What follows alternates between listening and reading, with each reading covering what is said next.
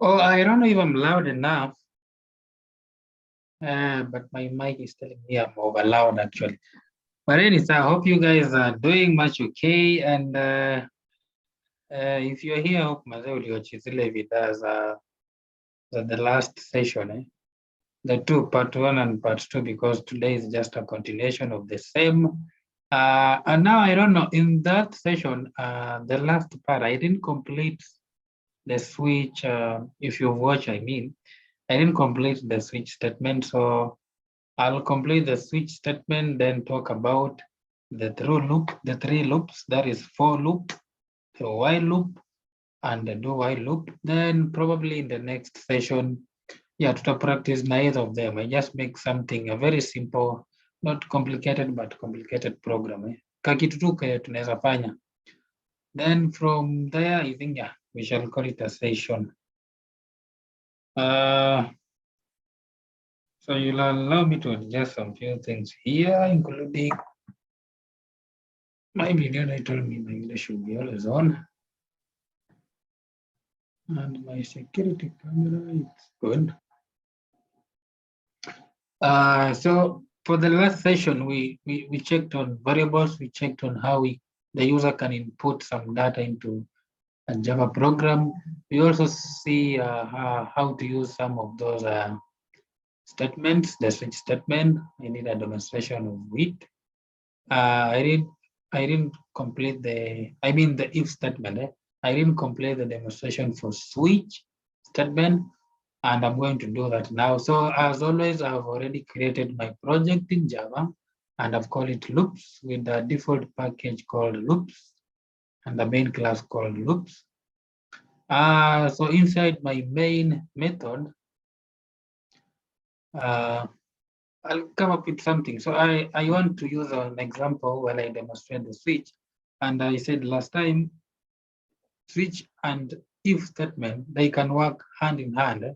But sometimes unapata, because you don't want to code a lot, you'll prefer to use switch instead of if, or sometimes the vice versa.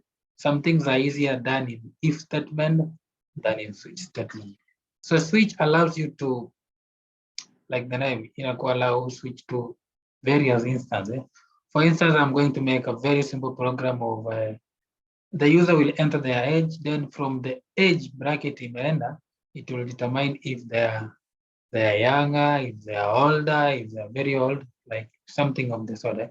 Kakitu ka simple too. So because the user will be inputting something, I'll need to use my scanner. So first thing, initialize. So scanner, I'll call it SC equals to new scanner. Then in those brackets, I write system dot in. It's kind of slow today, so and because I don't want to go and again type the import, so simply click on the error and press enter. It will import for me. You can see. Yeah, last time tulifanya hii yote. Okay. Then a system dot out, of course, one of them here, system dot out dot println. Yeah, exact one there.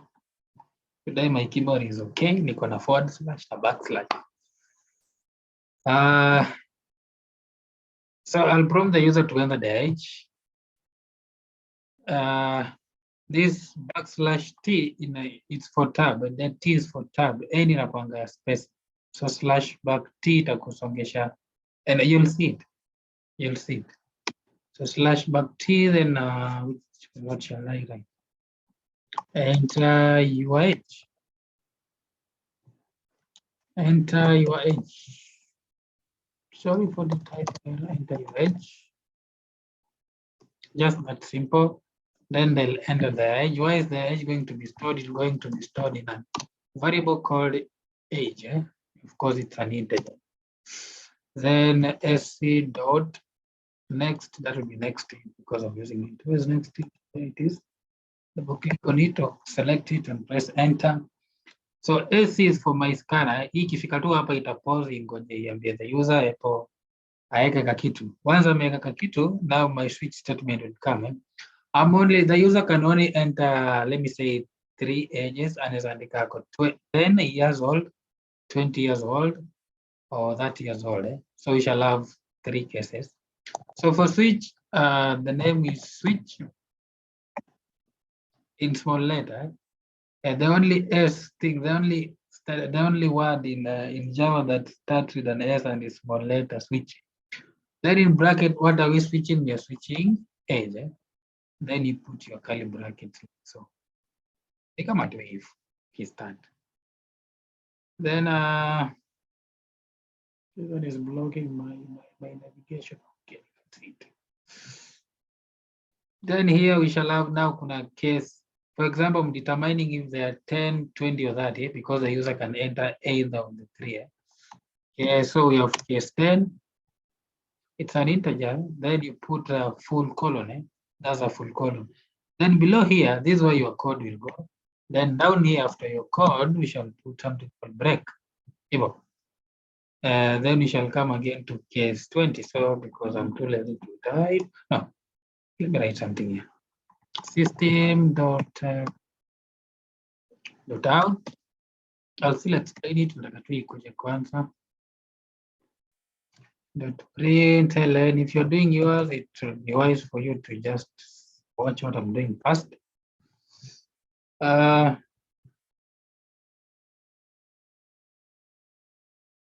Okay, sir. Akiwa intend tumwambia aje, you are younger. You are a child. You are a child. Of course, you are a child. And 10 years, you are a child. Then we shall have case 20. So, no. I'll paste. Then I'll paste another one here. So hapa kutakuwa na case 20. This one will be case 30. Then we usually have the default one. So down here, right? Default full colon, then then break. Then break. Allow me to. I'm going to explain all these terms I'm using: default, break, blah blah blah. So this one itamwambia if the age is not 10, 20, or 30, you can say something. You are very old. You are very old. You are very old because anyway you cannot type. So you are very old. You are a child. At 20, you are a youth. Then 30. Okay. 30 when you. You need to ask KBS what this age bracket is vary. Go to 17. Child, 10 you are a child, 20 you are teen, 30 you are a youth. Kama huko hapa you are very old. Like so, allow me to bring this as the curly bracket up kidogo, like so.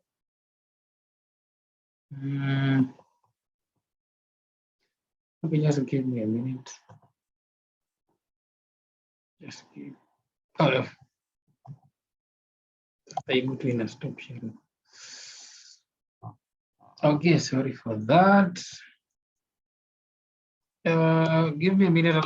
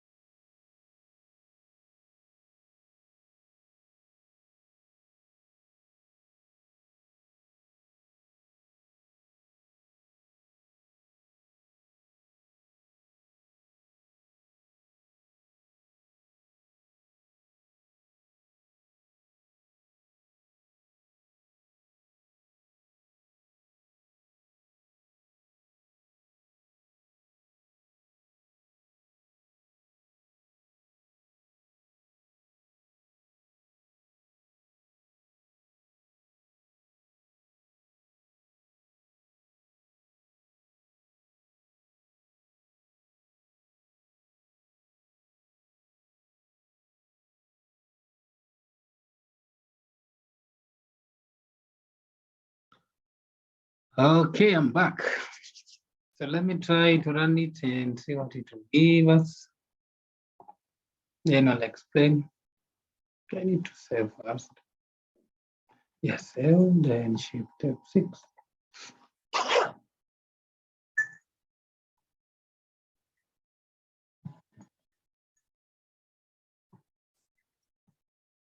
Yeah, we have something here. The slash back T, this is what it does. Usually ukiprint something inatokea huko kando. Let me just pull it up so that it can be visible. So enter your age and our program will pause because it's expecting some input from the user. So let's enter our age as something like 30. It will tell us you are a youth. That's how it works. So if you want the program to run again, you'll come and shift F6. It's just a dummy program. So unaona kila kitu unajitype huku kando except enter your age because tuliweka that slash back T. Slash back T inaisongesha katikati bara. Don't worry, we shall need it just for this week and next week. From there, slash back T and slash back T and N, we shall never use them. Enter your age. Let me try something like 33. You are very old. So that's how it works. Okay, this is how switch works. If the first case, because I usually grouped in what we call cases, if the first case matches the input of the user, it will print out this one because of course you're telling it to print. Then break, it will tell it to stop. Otherwise, if you don't tell it to break means stop. Anytime you're running something in Java and you want it to stop at some instance, it's not the end of the program, yes, but you want it just to stop because you'll be satisfied. Tunatumianga hiyo statement inaitwa break, not just in switch. Tutaiona huko mbele. So once the case is 10, it has to print out you're a child, then it has to stop.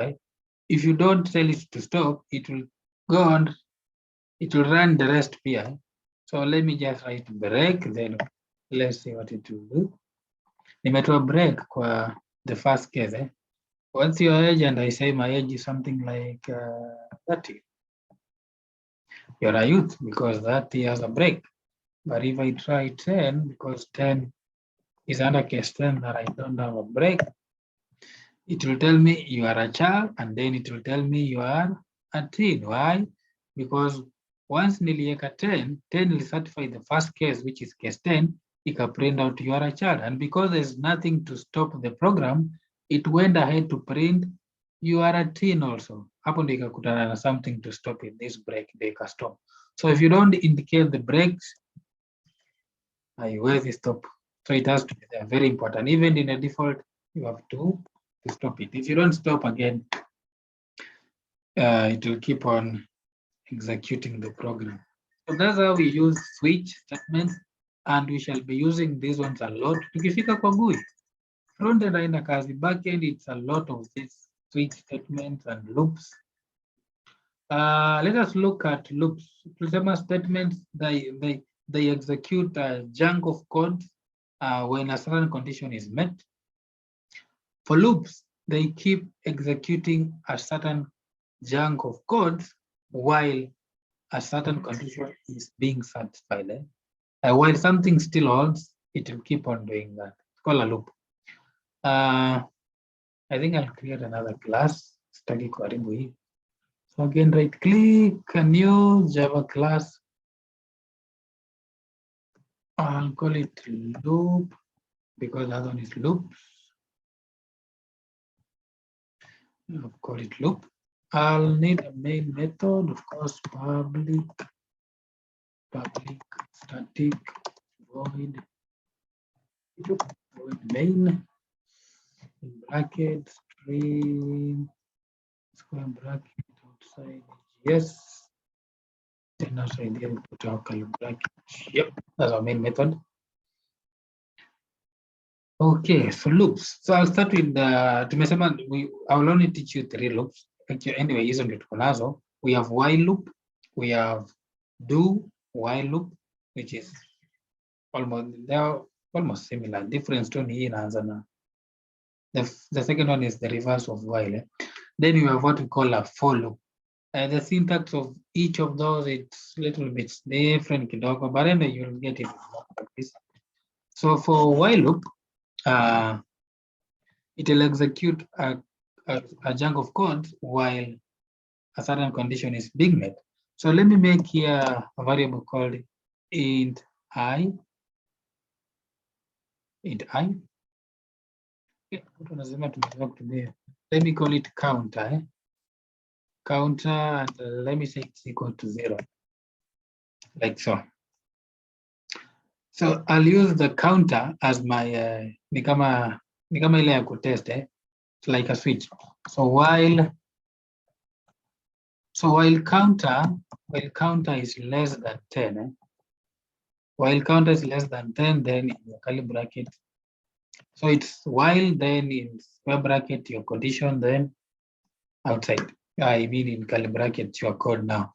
So whatever comes in this curly bracket will be executed while the counter is less than 10. Initially tumeweka counter ikakuwa 0. So kama itabakia 0, that program will never stop. It will keep on running because always 0 will be always less than 10. But if you want it to maybe to, okay, the first one ikirun, of course, counter is 0. Same each time in a run, counter in a increment. Remember last time I showed you how to increment, and we said to make that one, we did it in 3 forms. You can either write counter plus plus, or counter equals to counter plus 1. The other one was counter plus equals to 1. So either of the 3, incrementing ama decrementing is our sound. So tunataka every time hizi codes na run, counter inaongezeka by 1. Ukitaka iongezeka by 2, it's okay. You can put plus 2, it will be okay. So while counter is it's like that, to say system.out, we want the program to be printing,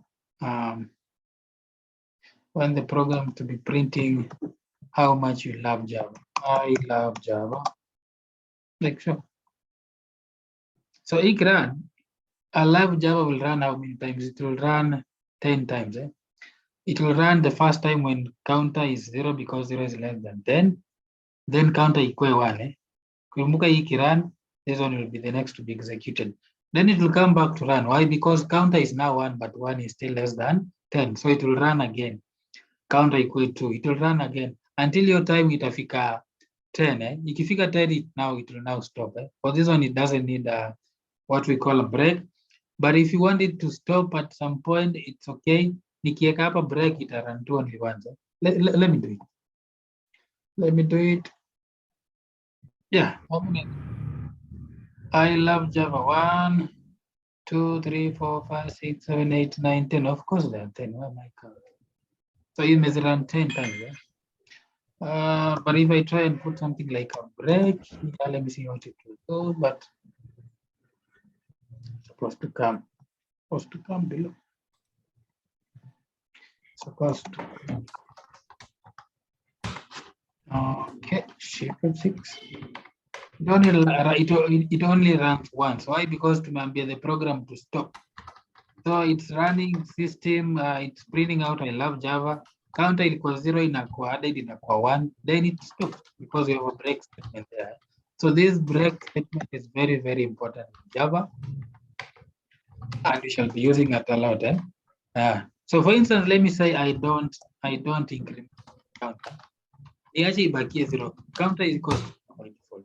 So if it's 0, that means this program will keep running forever. And I'll advise you not to try that one because it keeps on printing. Each program is stop. It will print. It will keep printing until it crashes your IDE. So allow me to stop it. Yes. Yeah, like so. If you don't stop it, itakuleta madhara. Okay. So what next? So that is while loop, and we can use it for things. And I just not printing this one. There's a print PL counter. So print out I love Java. Then there's something I want to mention. Anytime you want to combine 2 things in one print, in one printout, najua language zingine wanatumianga comma. In Java tunatumianga the addition sign. the plus sign. So we shall do a plus. So plus. So Java plus. Then we shall print what? We shall print counter. That equation is I love Java. That's the first one. I love Java 1. I love Java if adding issue. Let me leave it some space there. And run this thing.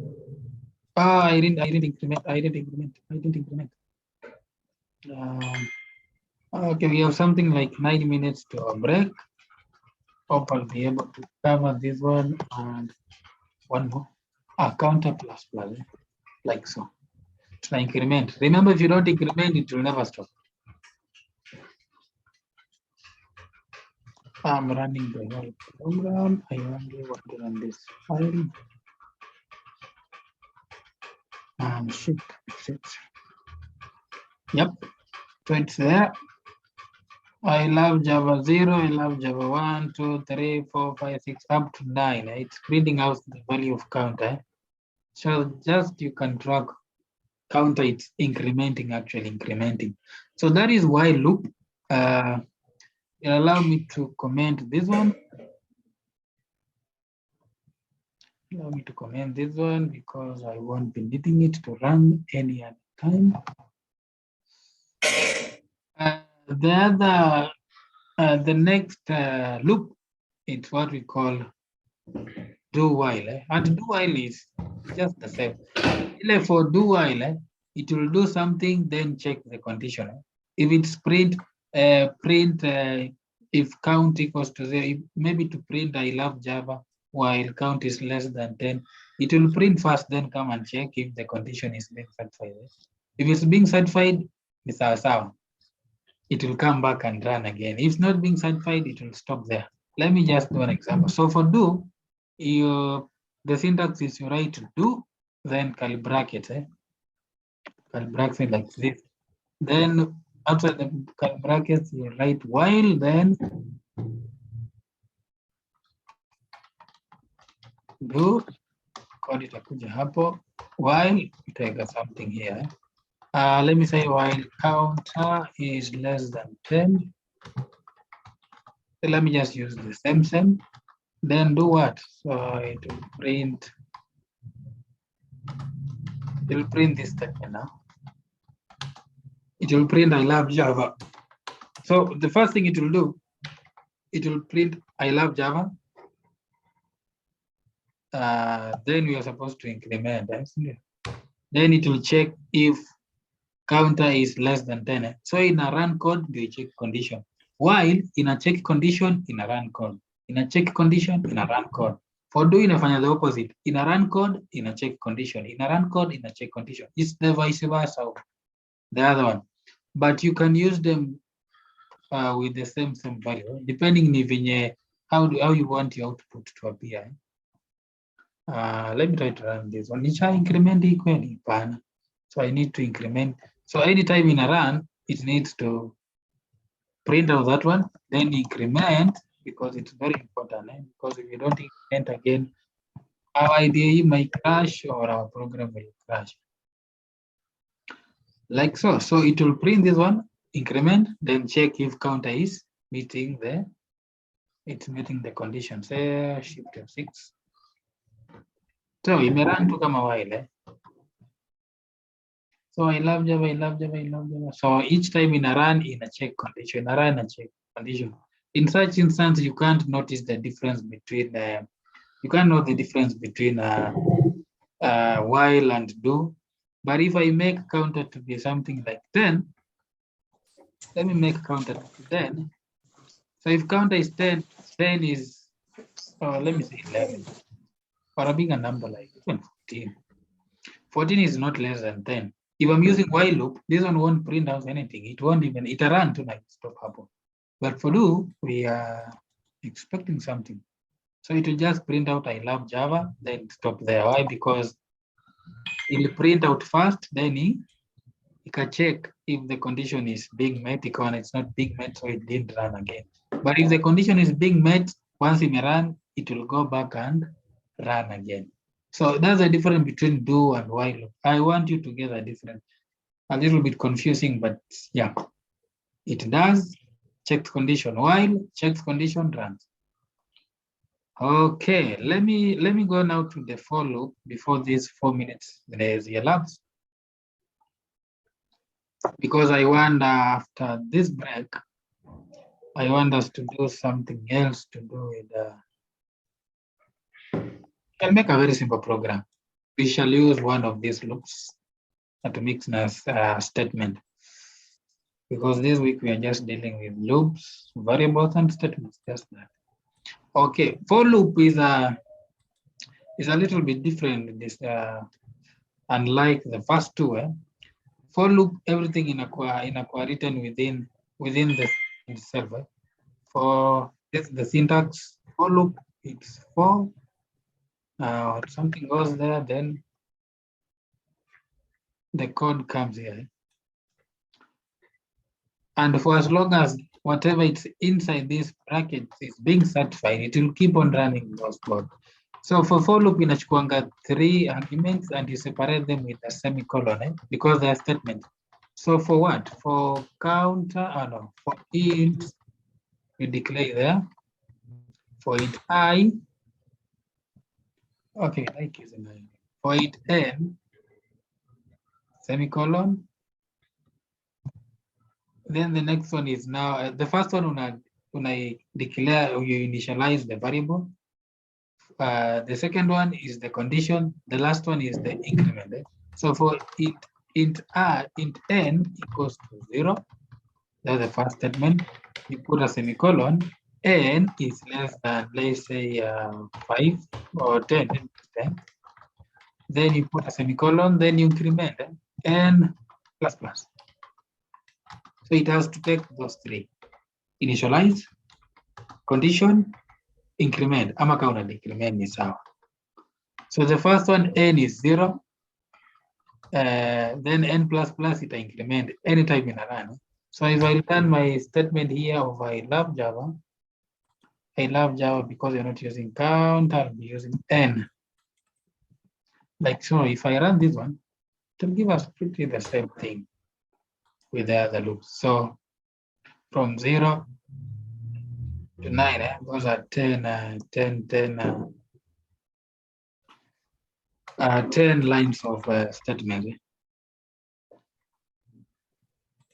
Okay, let me now try with something. Hapa tulikuwa na print n, not counter. Hope Kirani may notice it. It is n and not counter. So you can do anything with these loops. So you may want to run, for instance, after the break, we are going to create a very simple program. You can calculate average student anaweka max yake, itamcalculate total, itamcalculate average.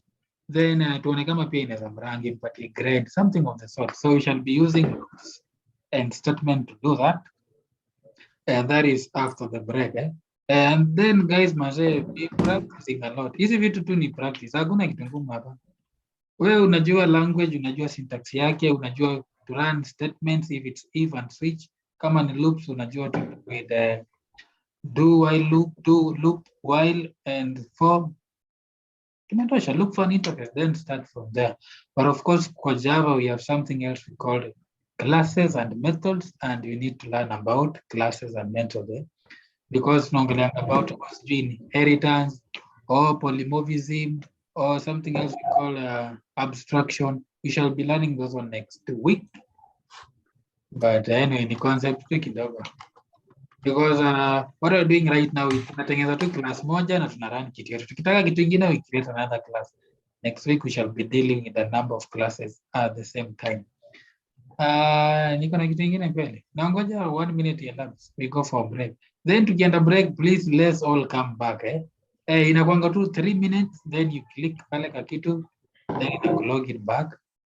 Then we continue. Ndio pia to save on time. And to achieve pia more. So after the break, we make a very simple program using the loops and the statement. Kama ujarada, you'll understand more. Okay, in a minute. In a minute. The break ni 3 minutes, not 5.